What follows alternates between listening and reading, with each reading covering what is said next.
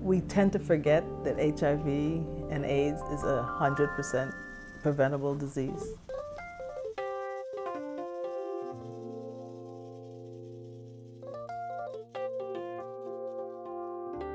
The alarming rate of new infections with women and girls is something we have to pay a lot of attention to. Of course, we're concerned about everybody with HIV, and we know that probably over 1 million Americans are infected.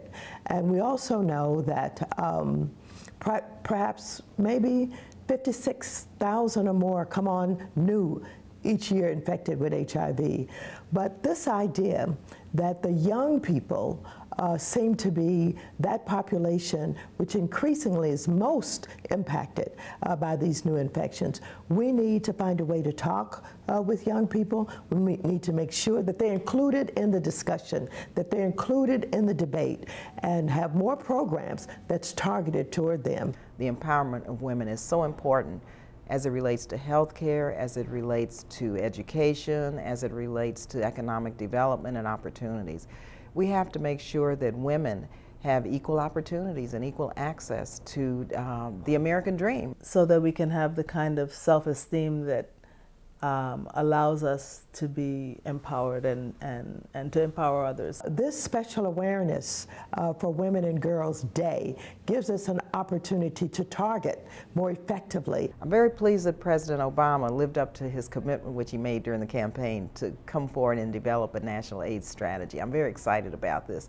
It's very important to recognize that especially women of color and young girls, there's a disproportionate impact in terms of HIV and AIDS.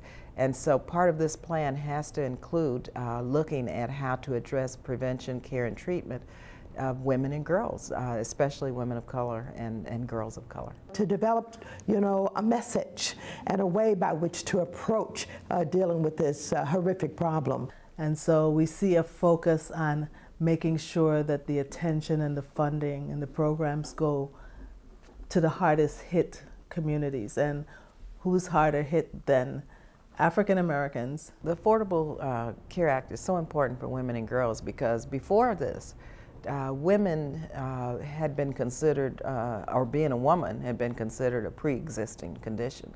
And oftentimes women were not afforded access to medical care for the type of for the same rates in terms of their insurance coverage and their premiums as men. And so this law now is beginning to equalize health care for women and girls. It means that people who have not been able to afford health care, whole families, some people who have gone all of their lives without health care now have the opportunity to get comprehensive health care. Being a victim of domestic violence before the law passed and became the law of the land was a pre-existing condition, having been a victim of domestic violence. That's outrageous, and so now that's done, that's over. And so I think women and girls have a lot to be thankful for, but also a lot to work for. For young girls and women who get a chance to have physical examinations, they can learn about communicable diseases, they can learn about their bodies, they can have the kind of attention that would help them to understand how to better take care of themselves. And certainly, if by chance they are infected, this helps them to have that identified very early so that they can begin to get care and treatment. So this is extremely important. It's also very important that we get rid of this abstinence-only policy.